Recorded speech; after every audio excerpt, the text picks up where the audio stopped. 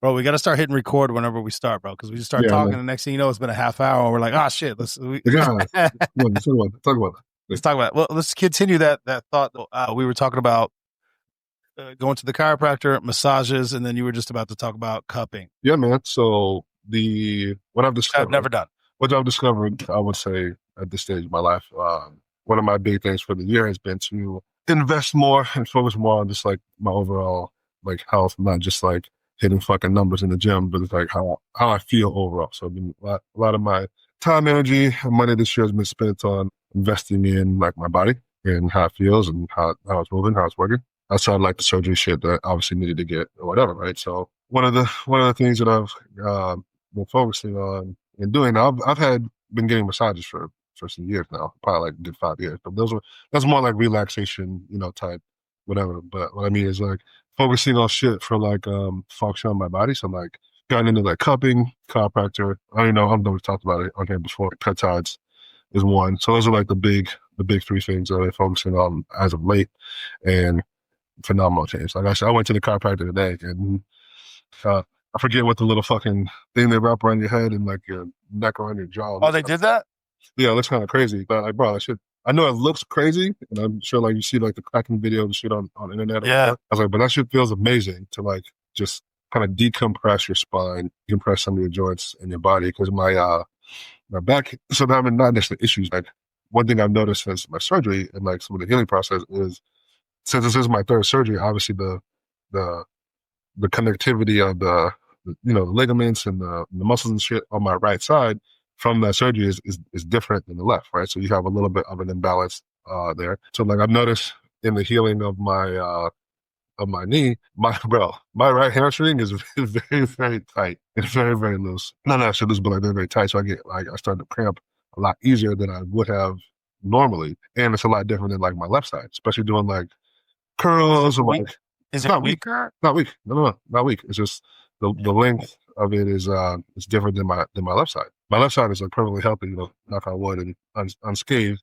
But the right side I've had the shoulder, the fucking, fucking this fucking wrist, like everything that's happened to my body is literally happened on the right side. So it's like No. it's adjusted, but I feel the difference in there. Like, it's actually something I actually didn't know. I learned today. I was telling the chiropractor about it, and they put you on this table that kind of like pulls you apart, kind of like it's designed to like decompress your spine, like kind of like loosen up some of that stuff and kind of like move you around, loosen it up. And I was like, yeah, man, I noticed because I went to him right after, probably like a good month or so after my surgery. Now he was saying like, yeah, it's typically what I see a lot of. And I was like, I didn't know this, is that your hamstring is not actually connected to like the back of your knee, is connected a little bit lower than that. He's like, so when you have like inflammation and shit, like, and it's changing. He's like, that's why you're feeling a difference in the pull and the tightness. He's like, so your hamstring might not necessarily be tight. It's like it's a little bit longer because you got a little bit more scar tissue, so it's adjusting to the thing. I was like, oh, that makes fucking sense. Well, I'm doing like fucking seated curls. I'm like, why is my right leg fucking? It's like I'm about to. We all know that feeling when that cramp's about to come. Yeah. It's like I was like, yeah, it's only on the right side though. It's crazy. Cupping is one. What does cupping do? So cupping kind of like pull it, so it's suction, right? So I've done the one where it's like the machine kind of just put the cups in there and the machine does the suction. And I've had the fire cupping as well, where like they literally the old school way, with like the glass and shit on there, and they fucking I can't even tell you what they do on the back because obviously you're laying down. Yeah. But like I hear the fucking on the line, they come it down, but essentially what it does is it draws the blood to that area. Right, so I'm going there and be like, hey, my lower back and my right shoulder, I need my shoulder blades. Give me some issues today, right? And like, it's same shit I always go to. She's all right, cool.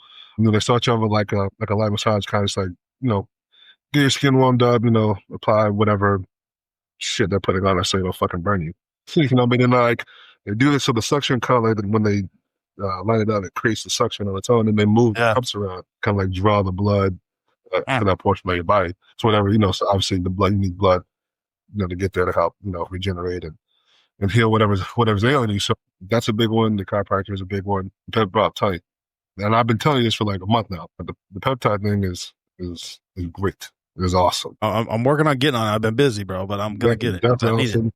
My knee feels fucking like night and day. I was actually brought back to doing fucking some agility stuff. I did some box jumps for the first time in like almost a year last week. Definitely. Highly suggested. But now I see why guys like who are known for like their longevity, like LeBron, who Yeah, they're all who's on been that shit. playing a long time. I'm not the most flexible guy anymore, but the next thing is I don't know if you know who Joe Johnson is, the professional basketball player Joe Johnson. He played for the Nets for a long time and the Hawks for a really long time. But he's now like I don't say a resurgence. He's been a professional athlete for the last fucking 20, 25 years, right? Top notch NBA guy, right?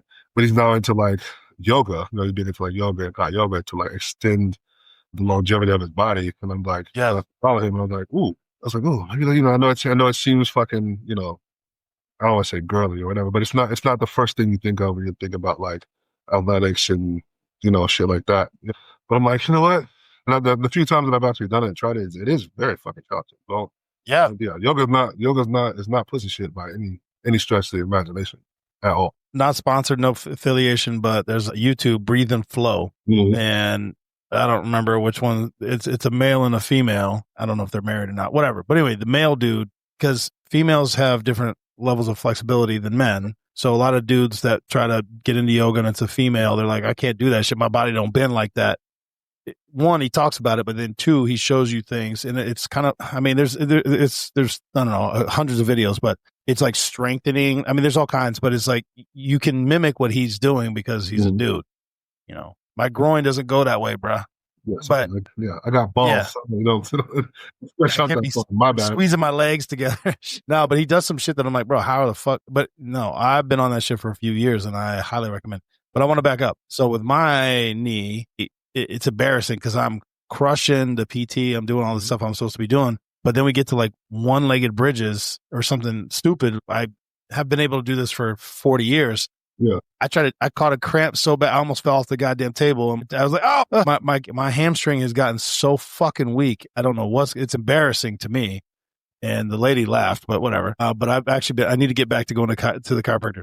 With that being said, I've never had the whatever where they pull your fucking head. You see people's reaction. Is it like that? Like, is it a blood rush to your head, or like, what is it like? Why do they react that way? Not a blood rush. It's relief, and it's also like, I don't want to say shock, but it's like you're responding to one, I guess the violent nature of the pull, you know what I mean? So like it's almost like you're not, what you're responding to is being caught off guard. Sometimes you know what's gonna happen, you just don't know when, right? Yeah. It's like when they hold you over, like you've been like a roller coaster, and they kind of like stop at the thing. So you all right, cool, and then you're like, oh shit. So it's that feeling, and then you just oh shit, that just happened, and then the oh okay. Yeah. I'm not paralyzed. Great. Yeah, I felt that. Like the surprise. I think surprise is the third one, right?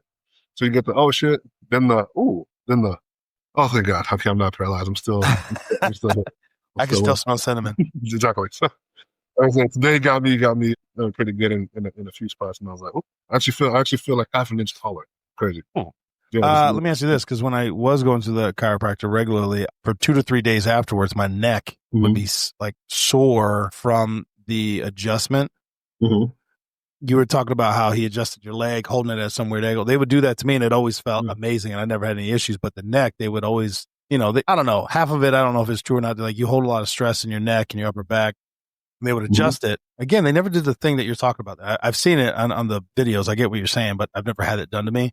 But they would adjust it, and I always felt amazing that first day. And then the next day, I'm like, shit, it's sore. And then like the second day, I'm like, I get a headache. I'm like, oh my God. But then third, fourth day, I'm like, oh, I'm so happy I did it. So I was doing it like once a month or maybe twice a month. I can't remember what I was doing, but I'm a big fan. I need to get back into it. But yeah, that feeling is similar to like a deep tissue massage. Like you might feel a little bit worse before you feel better. Yeah. I mean, there's, I guess you call it a little bit of trauma to your body.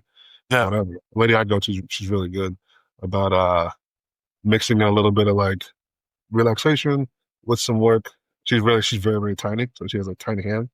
So I tell her she got like tiny little fingers to like get in between my muscle fibers, to like get in there. Shit, bro.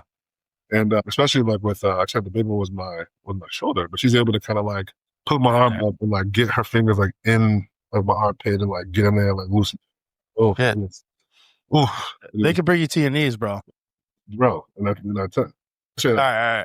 It sounds for a long time, but I literally have to tell them. Now listen, I know I'm a bigger guy. I'm here to relax. You don't have anything to prove. Please, I'm not here to get hurt. I don't want to be in pain. I don't like pain. That's not what I'm here for. I don't want to be.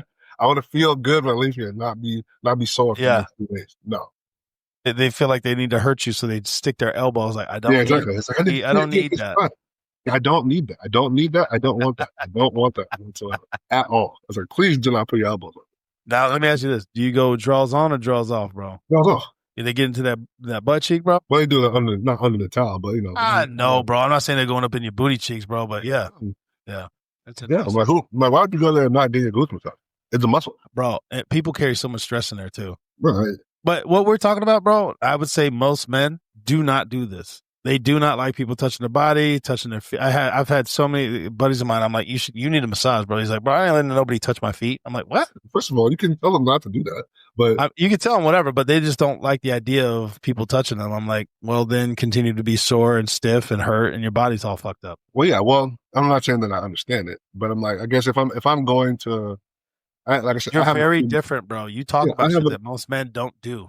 I have a female masseuse, right? Because I feel comfortable with females, right? But in the scene, like I don't feel uncomfortable. So I guess I'm understanding a little bit what they're talking about. If I had like I said, I have a male chiropractor though, right? Who still touches you, whatever, and they kind of like fold you around and be able to get shit done. I don't feel uncomfortable at all with that by any stretch of the imagination. Even in college, we had male, what do you call them? Athletic trainers. You know what I mean? Who like take you and like, hey man, I got a fucking knot in my fucking calf. Can you rub that out for me? Don't feel uncomfortable about that shit either. You know what I'm saying? Exactly right. I guess not that I would feel uncomfortable, but it wouldn't be my preference to have a male masseuse for like relaxation, I guess. Yeah, but you got some shit fucked up. Yeah, so maybe that's what they mean. But if I needed some like super, super deep tissue, I know I'm a bigger muscular guy. I don't know if the masseuse that I have will be able to like get in there without like standing on the fucking table and like, getting shit in there. Or I just went to like a male masseuse, probably wouldn't be as challenging for him probably. But at the same time, like you said, that shit doesn't 100% really comfortable with myself. So I will say I did go to Thailand and I got a massage. Nothing crazy, nothing whatever. It was at a hotel, blah, blah, blah. There was none of that shit. Nah, bro. I don't know that I could even do that, to be honest with you. I don't know, bro. Whatever. What was funny, because they are fucking tiny people. She was up. She climbed up on the table. I'm like, hey, and they had like a pole or something so she could push her feet down. I was like, oh, like she felt like she weighed 300 pounds, bro. She may weigh 80 pounds soaking wet, but she was like, yeah, fucking my shit up. They got skill sets over there. Again, I know, whatever, comments and shit. It was none of that shit. I've never done none of that shit. Oh my God, bro. If it's not a report, it didn't have it, bro. Let's see. So chiropractor, massage, cupping. We talk about peptides. What else? I think that's it. Well, you did bring up yoga. All right, cool. Again, a lot of men, well, I keep saying most men, a lot of men that I know, they don't do that shit. They don't even want to talk about it. They're not interested. They just want to be in pain. Their hips hurt, their knees hurt, all that. I'm like, well, what are you doing to address these issues? Nothing. Okay, well. Let me just say this, bro. Not that I haven't known this for a while, but I just want to say it out loud. There is no trophy for the shit that you endure. There's no trophies for enduring shit. Oh, come on. So like, bro, I like that. You don't get trophies for that shit. But like, I endured poverty. I endured this. I endured that. But you don't get it. First of all, it's not designed to be that way. You don't get a trophy for how much shit you can endure. Not to say that nobody cares. Like I get it. I get it. You speak to a person, but it's like we've all endured some shit, right? So we've all.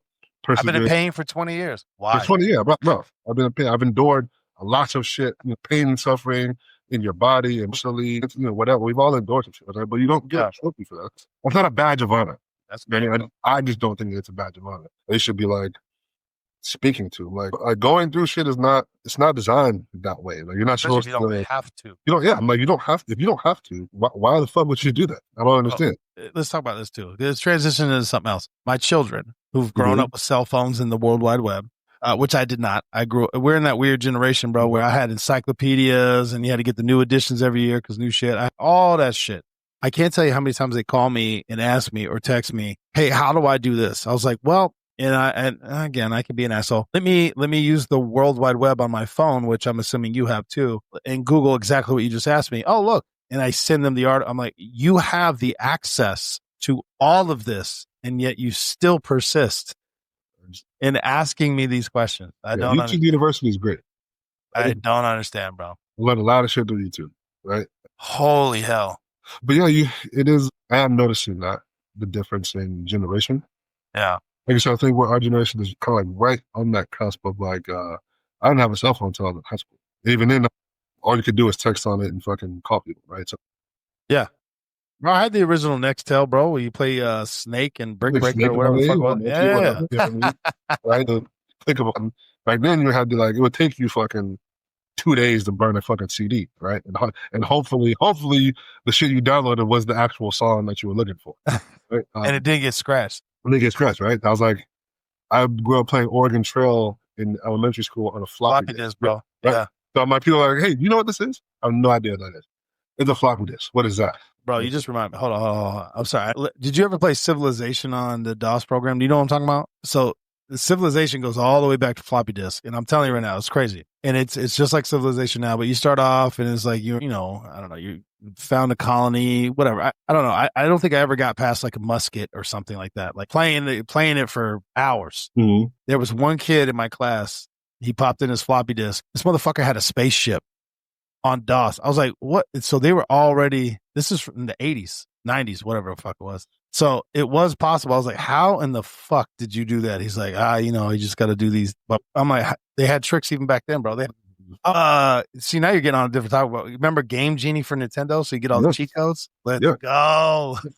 Genie. You were like, oh man, I'm like, well, I grew up on. That's a shit. Like my first gaming console was a Sega Genesis. No, I take that back. Was a Nintendo. And then I had a Sega Genesis. Fucking Duck Hunt, Sonic the Hedgehog, all this kind of shit, but all the original games. But now, like, I do see obviously I see it a lot more at work, right? Where it's like, where you actually kind of had like know some shit versus the people who kind of like are so dependent upon technology that it almost scares me a little bit, right? Yeah. For example, they're like, but I see a lot of the shit I actually didn't know that I didn't know the shit until I became a cop, right? So like, one, how to read street signs. Yeah. How to read street signs, how to tell where you are based off of what direction you're going based off the numbers on the street signs, what side of evens on this side, odds on that side, and where's the zero line in the city. So when most people don't know that. Most people have no idea what the fuck you're talking about. Yeah. Obviously, direction. A lot of people are directionally challenged. I have no idea what the fuck you're talking about. I was like, hey, go north. When you get to this road, go north. There's not a right or a left. It depends on what direction you're coming from. It's like, what? What do you mean up? What the fuck? I was like, do you know how to read a map? Absolutely not. I was like, do you know what road you're on? Probably not. I was like, do you know what road designation this is? No. I don't even know what you're saying. Okay. I'm like, all right, okay, but like, you see it now with like some of the younger guys or girls at work, where like they're so dependent on technology and like how to like do shit that if it fails, you're like, well, they don't know how to do anything else. I'm like, have you ever handwritten a CRA? They're like, no. I'm like, oh, so you don't know the struggle of press. They're like, why do you write in all caps? I was like, because I had to handwrite CRAs. You gotta write 5 copies. Why do you write like this? I was like, because you gotta stab that shit. CRAs. That last copy goes to the prosecutor, and if they can't read it, they ain't gonna do it. Yeah, you know what doing this, right? So it's or just in general how to like actually do shit. Where you're like how to like build something or like have a drill. Like most of you, I understand it too. A lot of people don't actually have things to do shit either. Like I have a whole drill set. I have a whole section in my garage for like doing work. All right, bro. Hold on. I'm personally attacked by that statement. What you talking about, bro? Prior to when I lived in Maine, I did not either. I don't know if during COVID, when I was like started doing projects and I went to my neighbor and I was trying to do a project. I was like, hey, do you have a saw? And he's like, what are you trying to cut? And I was like, he was like, what kind of saw? And I was like, the one that goes like that. He's like, what are you trying to cut? I was like, wood? He's like, all right, let me cut. I didn't even know there's a bunch of different saws. I mean, I now know, but still. Yeah. But then again, you never needed to build anything. No, I did not. But I really, this is something I've thought about much over time. It's not even like a doomsday prep, right, kind of thing, right? But I think that if I could go back, right, with what I know now, even if it was to like high school, right? I want to say beginning of life, right? Because at 5 years old, I would have bought property and I would have bought crypto out of the womb, right? But fucking, if I would just say to like high school, right? Because I think high school time is very important because it is the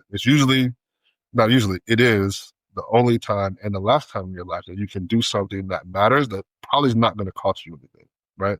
After that, you're going to have to pay for whatever certification, Whatever, it's gonna cost you something, right? High school is the last time you can actually do some shit or get into something that matters that you probably won't have to pay. Yeah. If I could go back now, instead of in the summertime, I would have focused on a different skill over the summer, right? So one summer would have been HVAC, another summer would have been an electrician, another summer would have been fucking carpentry, another summer would have been like welding, and then there you go. Before you leave high school, you have basic skills to like plumbing.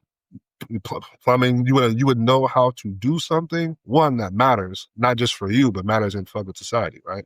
I think there's a lot of, in society, a lot of people that know things that don't matter. Right? Yeah. So it's like, oh, I have a degree and I say this shit about my own fucking, we both have bachelor's degrees, right? In criminal justice. Right? Yeah, but when the world ends, they don't mean shit. Exactly. That's what I mean. I was like, we all decide tomorrow to fucking, get rid of law enforcement or get rid of whatever, right? And that shit didn't exist tomorrow. That shit wouldn't matter for anything. Yeah. People always gonna need a place to live, need to know how to build something. I was like, I think it's more important to get into shit that actually has value. Yeah. That matters for not just yourself, but in society, right? That brings value. So it's like, and that's why I've been really big in these last few years. I'm like getting tools, learning how to do shit, gaining skill. That's why I'm doing the fucking diving thing. Well, I mean, obviously one, it's great for the other shit I do at work, right? But I just like, another skill I can learn. Sweet. Awesome. I want to learn how to do that. If I can fucking learn how to fly planes. You got skills though, bro. You got. That's what I'm saying. Learn how to fucking fly planes next. Awesome. Teach me how to fucking fly a plane, how to fly a helicopter, how to fucking all these house projects that I fucking when I had snails get up into my fucking AC line. I learned how to fucking get rid of that shit too. So like, I think skills in society are important. I think we've kind of like gotten away from that. I think as the main focus of shit. Yeah. Where it's like, no, I have a fucking college degree. I was like, in what? In whatever studies. Okay. Again, what happens when the lights go out? Yeah, when the lights go out, then what? Yeah, what happens when your bathroom floods? I don't know. Yeah. Well, I'll call somebody. Oh, okay. Okay.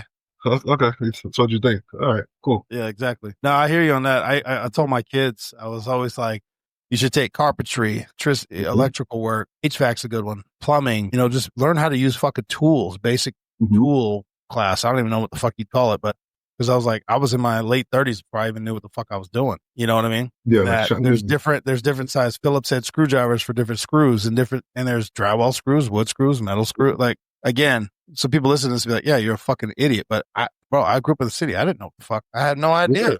You didn't know. No. And I went to my parents they grew up in I won't say fucking, I guess they were called the country too, but like in a little bit more a rural part of Florida than I grew up in, right? Like, but they actually grew up in a place where like you had to like know how to like do shit.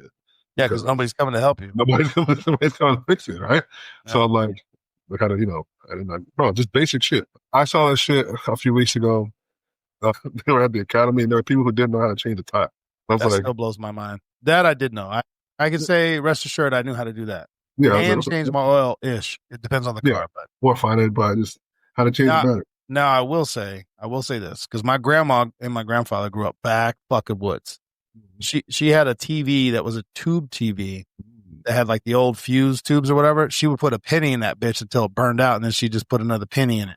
And I was like, oh my God, bro. And you get somebody, especially in Maine, you get these DIYers. They're like, I remember something, I can't remember what happened. I was helping my buddy, and he took the drywall out, and he's like, what the fuck? And whoever had owned it previously, instead of using insulation, had used newspaper, had rolled up newspapers and just like stacked. I don't know. I was like, how long you lived here? You didn't know? He's like, I had no idea it was fucking newspapers as my insulation in my whole fucking house. It will work. I guess it worked, bro. I don't know. It will work. It will burn as fast as fuck. Yeah, I don't think it's fire rated, but all right, you probably need to fix that, Playboy. But you know what? Going back in the day, though, how many phone numbers do you think you remembered when you were a kid? All of them, all the important. How many do you think you know now, off the rip, besides your mom and like whatever? I bet it ain't as many as you knew back then. It's not, bro. It isn't. You know what? It's something that I still do now. I don't save a lot of phone numbers by name. Why? I recognize the numbers, right? As like who it is, and especially like, because especially at work numbers, because they change so often, like the squad changes so much. I can look at a number and be like, oh yeah, that's so and so. I only have to like read the conversation. But as far as like remembering the number, yeah, interesting. Now I want to bring it up because we were talking about this beforehand. It wasn't the topic that we were going to discuss. Pinning conversations, and I am fascinated that you disagree with me. Okay. Your significant other, your children, and you're my best friend. So yeah, because you go to the top. Why is that? Why is that non-manly or not a thing that is that you? I don't understand what you're saying to me. It's I not just don't every, huh? I don't do it. I don't see the need to do it. No, I just don't. no. I know where, but again, I know where it was in the conversation. Let's go to it. Or you like when you open your thing, bro, there's a still thing at the top. It's a search bar. No. You just type the name in. No. Yeah. You and I are going to disagree on this, bro. No. The answer is no. I don't end conversation. That is insane. I hope somebody comments on this, bro. Maybe I'm wrong, bro. Maybe I'm wrong. Just like the inner city thing, maybe I'm wrong. I still stand by it. I speak very specifically. If inner city does not mean high crime, poverty, whatever, because if I wanted to say high crime, poverty, I would say that. That's not what I'm saying. You lived within the city limits, inner city. I don't understand all this other stuff. Just like pinning conversations. If they're important to you, they're at the top, bro. We're at the top of my brain. You don't even do that for your mom. No. Bro, that's wild, bro. I don't pin conversations. I know where the conversations are in the thread. I know where it's at. I can read. Bro. I can read. Oh, yeah, it's up on my back. I don't know, bro. I'm gonna kick that to the audience, bro. I hope somebody comments on that shit. If I'm wrong, fine. I'll be wrong. I can. But also wrong. At the same time, I don't have passionately wrong. I don't have 30,000 conversations. So shut the hell up. Yes, you do, bro. Because when we're offline, I would say that's like a female thing to do. But I also don't have 35 conversations going on at the same time. I strongly disagree. I know how many people you know just in the city, let alone in your travels. There's no fucking way. Yeah, you know what I do when I have something to say? I pick up the phone and I call. We're going to move on because we're just going to disagree about this. I call, I FaceTime, I talk to them. But yeah. I will say this. I'm a very bad texter when it comes to when I am wearing my watch. Yeah. I notice that I do this, especially while I'm working, right? Because I don't put my phone in my pocket. It usually just stays in the car, right? Because I got to watch. Yeah. In the middle of something, get a text, read it, will have responded in my brain. Formulated it, right? I thought about what I said. Okay, I read that. Cool. Yeah, I'm gonna respond to that in a minute. Cool. Boom, boom, boom, boom. You know, you kind of get shot that go around, right?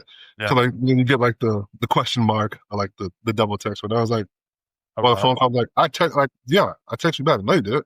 I'm like, bro, you said this, and this, and I go back and I said, okay, that's my fault. What I was gonna say was, it's like they're like, oh, you did the thing again. I'm like, yeah, okay, my fault. Yeah, I know you and I love you, so I don't take it personally. But yes, you are terrible. But what I will terrible at texting. But what I will say is, you are much better than I ever will be. You will spontaneously FaceTime, call, check in. It was been a few days, whatever it is. You're like, yo, bro, what the fuck? And you are much better than me at that. So I will say that 100%. But you are god awful at texting back. Yeah, horrible. Sometimes depends on what you're doing. Yeah, fair enough. But let's transition to that. I want to talk about upcoming LA trip, bro. Let's fucking go because we got no shit booked. So for those of you listening, the Street Tales Network team is flying out to LA, and we are going to be doing a bunch of recordings at a professional studio, the Village Studio. I get confused because it's just called the Village, but then if you look it up, it's like the Village Recording Studio. It's all these names, but it's in Beverly Hills. Well, hold on, I shouldn't say that. It's close to Beverly Hills, but it is fucking gorgeous. It is historic. Professional studio. For those of you who want to look, the Village, either look up the Village Recording Studio, whatever, the Village in Los Angeles, you'll see it. We're going to record some trailers, some commercials. We're going to do some episodes with the whole team, which is going to be interesting. And we're going to cut a bunch of episodes. And we're also going to be talking about and learning keynote speaking and hopefully my book. I say my book, bro. I don't know. You and I have talked about this offline, but it's the Street Tales book that I put together. And I'm feeling some type of way about it. Mm-hmm. I'm excited about it. It's a podcast book. It goes into stories. It's going to have, I think I'm very excited about it. I haven't found anything like it out there. The closest thing is like the Chicken Soup for the Soul stuff in the form of conversational short stories. Yep. But this is also, you're going to have a QR code so you can follow along if you want to for the specific episodes that it correlates to. And we're going to do all this shit. We're going to do all these trailers and promos, and we're going to record some episodes, but it's going to be a fucking good time, bro. And I think I don't think it is the first time we've all been in the same room together. Mm-hmm. I'm very familiar. doing this podcasting. Yeah, not doing cop shit or just fucking around. Bro, I'm really looking forward to it. Like, it's going to be a great experience, good opportunity. Damn right. I'm looking forward to it. First business trip, bro. Yeah, not just to do that, but also, like I said, I looked up the studio. There's a lot of history in that building. You know, my love for music, so I'm also excited to just get ready. Get ready, bro. All the albums are on there, bro. Yeah, so that part I'm doubly excited for that. Yeah, and Jeff and Tina, they're excited, so they're looking forward to it. It's a good time. I'm excited. I'm excited. I finally get to share some of my travels with you. Not excited about the fucking jet lag, but definitely excited. I keep trying to warn everybody. Everybody's just still in their mind. Just, I know you travel, but I'm like, y'all motherfuckers gonna be tired, bro, because it's flying. You're on a different time zone. We're gonna be getting up. It's not the right time. We're gonna be recording 4 to 6 hours a day. Mm-hmm. It's gonna be fucking tired. Yeah, I'm excited. Wow. It's amazing how quickly I got out of that when I left the Secret Service. Like I'll travel. I'm like, oh my God, I got to sleep for like 2 days. I was like, I used to do that shit back to back to back, land and then have to work the day I landed. Yeah, bro. Like 12-hour shifts. Like, ain't no fuckery. Yeah. I'm in the same time zone. I hate doing the fucking super long shift shit and then, quick turnarounds with that. But even that on the same time zone is difficult. I can imagine the back and forth and, I'm in Central, now I'm in Eastern, I'm in Pacific time, specifically 9 a.m. You know what I mean? But bro, after LA, we might have to do an international street tales trip, bro. Yeah. Now, when I say street tales, that encompasses street tales, 56'N. Yeah. And I've been harassing Mo because she's supposed to be doing one with her sister called I'm trying to have a conversation with you. So I'm like, Mo, what's going on, bro? Yeah, what's going on? Well, where we at, bro? It's funny, bro. People they always like, oh man, I always wanted a podcast. We're getting off topic, but it's fine. Mm-hmm. It's amazing how many people want to start a podcast that don't, or start it and they realize how it's difficult. Yeah. It can be. I would say that it's a lot easier as long as you have somebody. I have nothing but tip of the cap to people who can sit there and just talk into a fucking camera by themselves. I have a new appreciation for it because I did one. I think it lasted 26 minutes. And I was like, I don't like it. I can't do it. Yeah. I'm too concise of a speaker to speak. I need to feed, bro. I need to feed off whatever's going on. But then on top of that, I mean, there's all these stats and stuff. There's like fucking, I can't remember stats now. Of course, I always bring this shit up when I haven't looked it up. Mm-hmm. It's like 1,000 podcasts get started like every week or every day, whatever the fuck it is. Most of them don't make it past. Most of them don't record 8 shows. Most of them don't make it past the first 2 weeks. And then of every podcast that does that, less than 1% actually make it to like, 50 shows, 100 shows. And then monetization is a whole nother fucking thing. Yeah. So Street Tales just hit 3,000 downloads and 50 shows, 56'N on the tail, but we're getting there. Congratulations. It's a big one. To us, bro. You reminded me of one that I've been, I guess it's a show, but I guess it could be a fucking podcast. It is, I guess I think it's on Showtime, but it's essentially people in therapy and like but it's the same therapist, right? But like it's all times different couples and they're talking about their fucking relationship things. I think that'd be a super, super dope. As a podcast, as the idea just for the show. I don't know how many people would be willing to like air out their fucking dirty laundry or the marital issues on a podcast or on TV in that format. Perfect. So I think it's a dope shit. It's very interesting to watch the dynamics of people, and outside looking in is always one thing, and it's like, but it's easy to do that when your emotions are removed from said situation, right? I think it's that is one of the things that interests me as of late, and the dynamics between people. I'll tell you about. I think I've been doing it in my house too, as part of my own therapy, whatever. It's called like substance nights, right? So I'll get a few people over, and obviously I have a full bar here, have food or whatever, and kind of like go through these prompts. So have like these different card games, have prompts or whatever. It's kind of like get to know people better, beyond the fucking the surface level bullshit, like, oh, tell me about your favorite color, or tell me about your dog. I don't give a fuck about that shit, right? It'll be shit like, it'll be like, what's one apology that you never got that you always want, right? Shit like that, right? So it's and again, it's I do a whole fucking spiel when people come over. It's a safe space. It's nothing that I would ever fucking record unless people wanted to do it, but I think it'd be like another interesting thing, maybe something that in the future to add to the network. But it's why don't you bring that shit to LA, bro? We'll do it with the team. We'll pick like 5 or whatever. Yeah, I think I think the answers will surprise you. Yeah, in it's most obviously it's obviously for the streamers and house, right? But it's people that you kind of like know in some form of fashion. I know your other best friend, Blueberry. I got it, bro. not even that. But it's like people that feel like so. I don't know. He won't mind, but McCarthy and his wife came a couple weeks ago. He needs to be on the show too. God damn it! He said he would in August. Yeah, he will. He just got back from I think they're in Minneapolis, some sort of conference. The crisis negotiator. I saw that, but no excuses, bro. I traveled all the time. I don't give a shit. One of those. Him and dog. So but him and his wife came and he was like, "Bro, this is actually really nice. This is a lot different than I thought it was gonna be." Well, hold on. Was it just him and his wife and you talking about this shit, or was that? No, I usually invite like 4 to 5 people. So usually like 5 to 6 people ish, maybe. I'm about to say, bro, that's okay. All right. To make it, obviously you don't want to have too many, right? Moss is, I mean, not too big. You don't want to make it overly crowded, but you also want to give people the ability to kind of like, to speak without having to like go around the room, finding, You know what I mean? Like I think 5 or 6 is a good number where it still feels like you're not, the only one, like the pressure not on you, but also like there's not too many people either. Yeah. You know what I mean? I always give a disclaimer. You can answer any question as deep as you want to, or as in depth as you want to, or not at all. That's also fucking fine. So it's like, hey, tell me how many people you've ever fucking, you fucking killed. If you don't answer that, you don't have to answer that. You know what I'm saying? Like, and also I'm like, you probably shouldn't answer that. Or what counts as what counts towards your body count? That was always a fun one. Exactly. Oh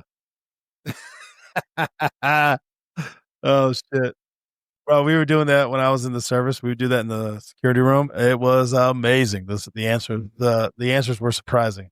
Yeah, you're like, oh, interesting. So that's what you think. Oh, okay. Okay. All right. Yeah.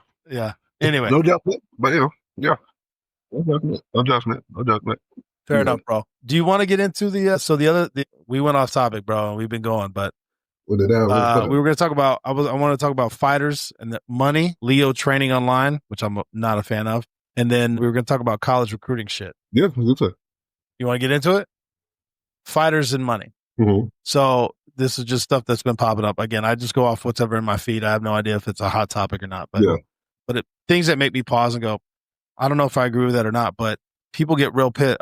Fighters have been more vocal about their shit. It's not just UFC, although they shit on the UFC. And I guess the question I'll pose is this. You are a no-name fighter. Mm-hmm. You get to fight on the biggest stage in the fucking world. Get your name there. But nobody knows you.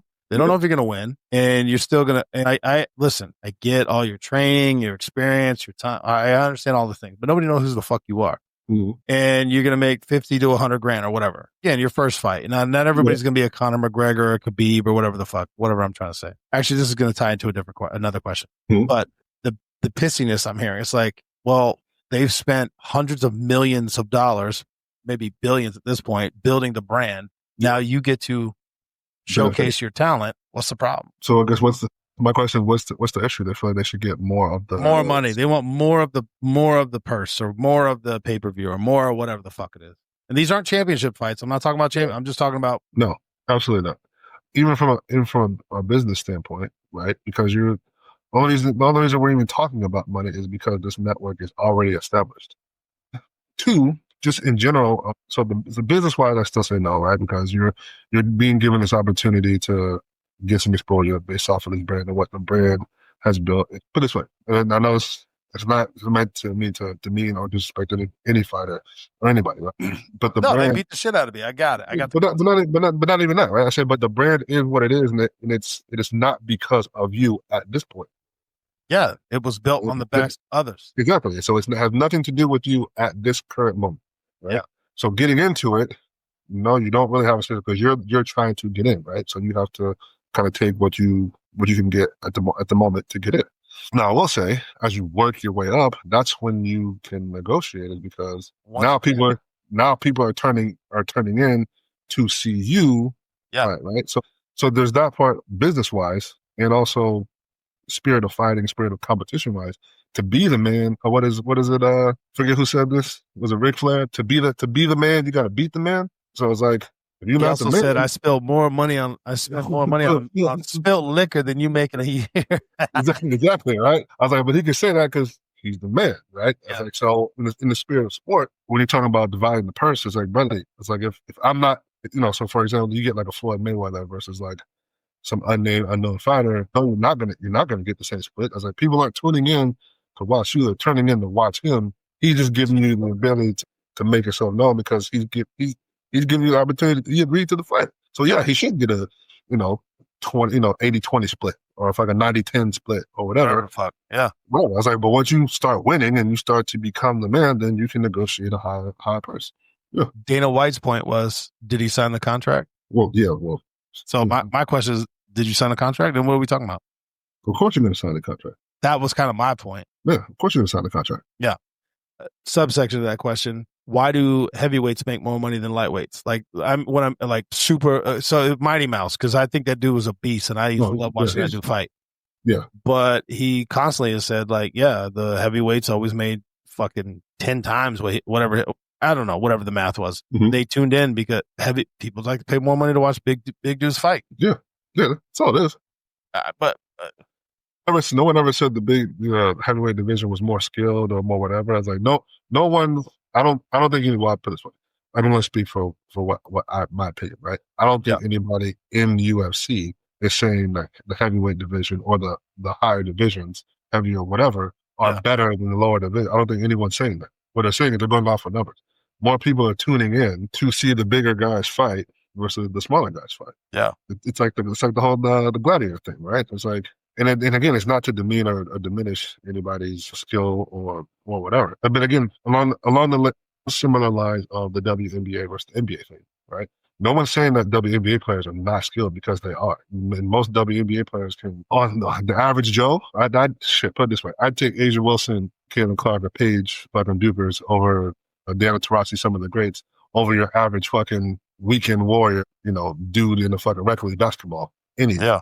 You know what I'm saying? No one's diminishing their skill or their talent or by any means, but it's as far as the numbers go and what people are actually watching, it's not the same thing. So, all right. We didn't talk about this beforehand, but do you think there's too many weight classes? I think it's every 10 pounds. I don't even know. I'm not on it. But... I don't even know it.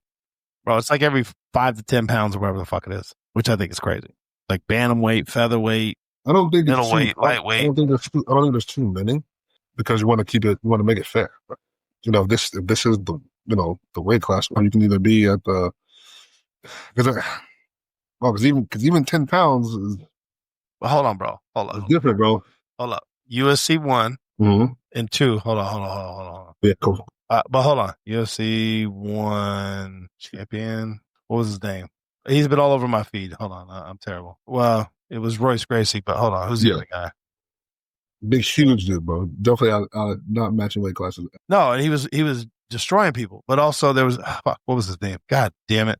He was the fucking man. Now, let's see. UFC old school champion. But he would fight 3 to 4 fights in one night. Like 10-minute rest, go. No time limit. Just go. Let's see. Champions. Yeah, he's been all over my feed. Of course. I think Royce Gracie was the first one.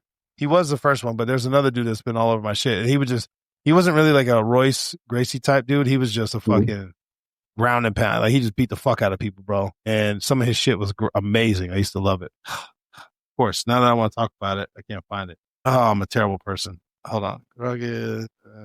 I know. Some dead time. I got to look this up. Sorry, bro. I'll have to edit this shit out. It's going to drive me nuts to find it. Matt Hughes? No. Not Ken Shamrock. No. He's older than all that. He's old now, bro. He's like an old dude. He always pops up on my fucking feed. Hold on, bro. I got to do this. Let's see. Oh, what was his name? You're not talking about Mark Coleman, Randy Couture. Let's see here. Where's he at, bro? Hold on. We have a little dead time. Hold on. Tito Ortiz, Chuck Liddell. He fought Tank Abbott. Oh, Don Fry. Boom. Don Fry. Oh, there you go. Yeah. Look up Don Fry, bro. Yeah.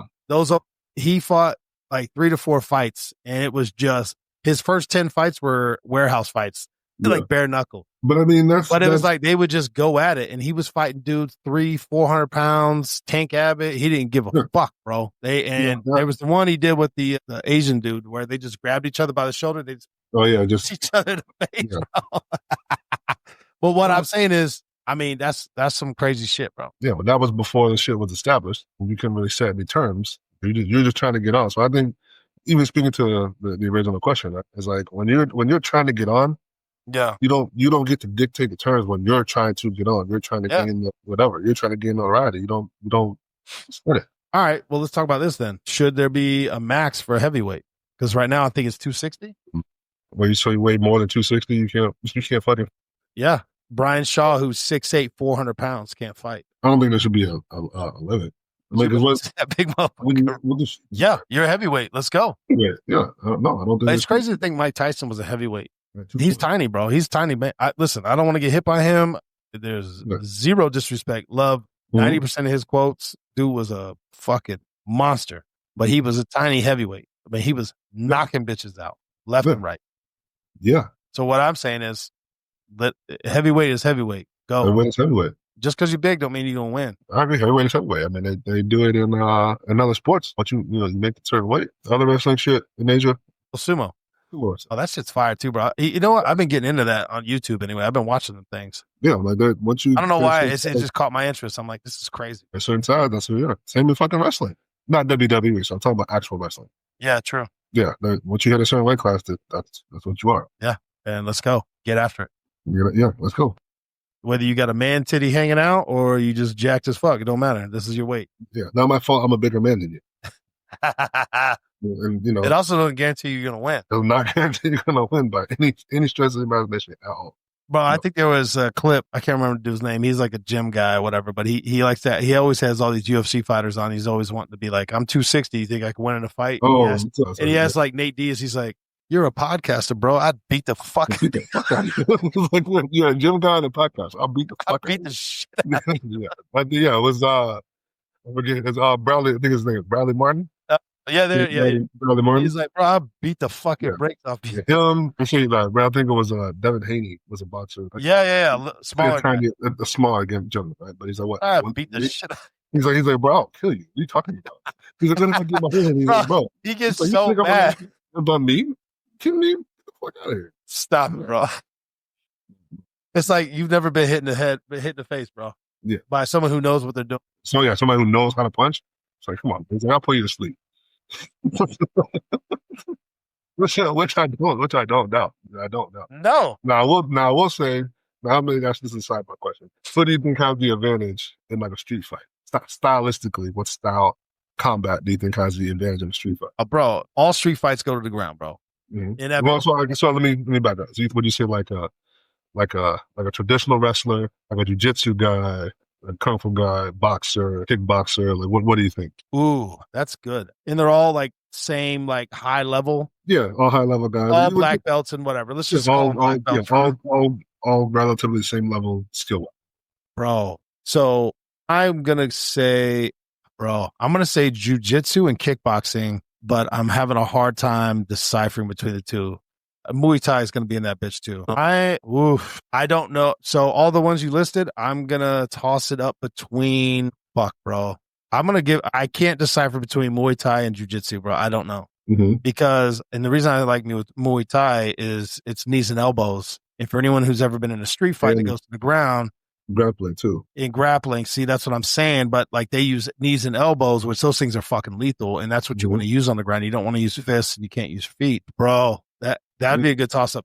But see, this is the thing, bro. I don't know. Mike Tyson versus Royce Gracie. I don't know. But if Royce gets him to the ground, Mike gonna get choked out, bro. Maybe. I don't know. But see, I don't know. Because Mike Tyson's a motherfucking monster, bro. Okay. Are you going to be able to get him to the ground? Mike Tyson also at that time in his prime got a great that neck. Too. Yeah, he had that. Bro, that's what I'm saying. Their footwork too. So I don't know. I don't have a good answer for that. Yeah, but I like wrestlers too. But I don't know. Wrestlers, nobody ever finishes anybody with wrestling moves that I've ever seen in professional fighting. It's the jiu-jitsu stuff or the knees and elbows, because when they get them on the ground, they're hit. You know what I mean? Like it's not pure wrestling. So you'd have to learn. Then see, this is where I don't know because I've also seen motherfuckers get knocked out by kickboxers. And listen, let me just say this to everyone. I don't want to fight nobody, and a boxer would knock my ass out 100%. And I ain't taking nobody to the ground too big. But a real street fight, it inevitably goes to the ground. I don't know, man. What do you think? I gave you my answer, which was not concise. It was between jiu-jitsu and Muay Thai, but I think it's going to be a toss-up between a jiu-jitsu guy because of the I guess finishing the fight ability. See, I'm thinking finishing, not just the techniques of the fight. Yeah, finishing it off. Use all that shit. Yeah, arm bars, that kind of shit, right? So if it goes to the ground, you got to go with. I would even say this. Even on the ground, I would probably say a jiu-jitsu guy over a traditional wrestler because of the finishing ability. Yeah, they can finish you with a wrist, a neck, an arm, an ankle. I'm saying it's part of it. It's tied into it, right? The wrestling thing is based off of like points. Not what I would say. I think overall, wrestlers are probably more explosive, dynamic athletes. I agree with that 100%. You know what I mean? When it comes to just like if we're all taking that same level, I think it'd be a toss up between a boxer and a jiu-jitsu guy. Really? But why boxer over kickboxing or Muay Thai? Striking ability. Like the Muay Thai thing, you still, when it comes to like the kicking part of it, you still got to get somewhat close to do the kick. Like the kicking thing, you can create some distance, but I do jiu-jitsu guy grabs you. You know what I mean? With I say like a boxer with great feet and the ability that knows how to manage distance and timing and technique. Once that guy's coming in to come in and grab you or do whatever, it's going to be put this way. It's going to be difficult, I think, for the wrestler or the jiu-jitsu guy to get inside the distance and punching ability of a boxer with good footwork. Yeah. But obviously, if you can get past that, then you obviously have an advantage. So I think obviously each one of them have a different advantage, right? So if they're standing up, the boxer guy obviously clearly has the advantage. But they're both standing, striking. Do you think the boxer's got an advantage over kickboxer and Muay Thai? I think they both got the strengths and weaknesses, right? So you got. I don't know, bro. That kick to the fucking quad or the calf or the. So I'm saying I think the kickboxer with the strikes to the legs, whatever. I was like, but again, I don't think kickboxers are better strikers hands-wise than a boxer would be. Yeah, fair enough. I mean, that's what John Jones, everybody bitches about John Jones because he kicks him in the knee, he kicks him in the quad. They're like, man, this motherfucker. He also pokes motherfuckers in the eyes, which I don't know how I feel about that, but. Well, I mean, in competition fighting, he could be poking bitches in the eyes, bro. About you fight for your motherfucking life, that's a completely different thing. Oh, well, that's the other thing. You fighting for your life. Listen, I'm doing a fish hook. I'm digging your eyes out. I'm biting you. I don't give a shit. Yeah, I'll take a chunk out. That's a completely different thing. I think stylistically it would be interesting. I'd say this. I think the kickboxer, because their shit is tied into kicking leg-wise, I think it'll wet. But again, how long are you going to be able to do that? Yeah. Well, that's why I don't think there should be time limits in fights, bro. Just let them go. How many times have you seen a fight where they're just about to, and they ding, ding, they time it out? Just let them go, man. Fuck that. But that's also the sport of it too. You want to create some sort of, not advantage, disadvantage, right? But some sort of strategy. Yeah. Boxing boxing is one of the most beautiful things to watch sports-wise when it comes to like combat, because they call it the sweet science. So guys that have good defense like before, like Canelo, who can get that distance and move and hit a guy without getting hit. I'm like, well, that's fucking, it's art form, right? When they're bobbing right under, and they come up and without looking, and they're just what they're gonna do based on their body, the way they stand it. They're like, this is where he's going. Yeah. But you can see the technique and the chest moves in it, that kind of shit. So I think that's great. And that's what, and that part of it right there, I think, is what will ultimately give a boxer maybe a slight advantage over like a kickboxer wise. You know what I mean? Because they have too many things. I think the kickboxer has a lot of things to manage when it comes to distance, right? So it's like, how long my legs are, my balance. I'm like, bro, you missed that kick. You missed, you're about to get rocked, baby. You missed that kick, he on your ass. I'm on your ass, Mr. Postman. So, but I think ultimately it's a toss up between slightly a boxer and a jiu-jitsu guy. Slightly over the kickboxer. Just mid door. Bro, I think we'll end it on that. We'll save the other ones for the next one, bro. Yeah. Because that was good. We went off the rails a little bit, but I like it. Yeah, I'm fucking. All right, brother.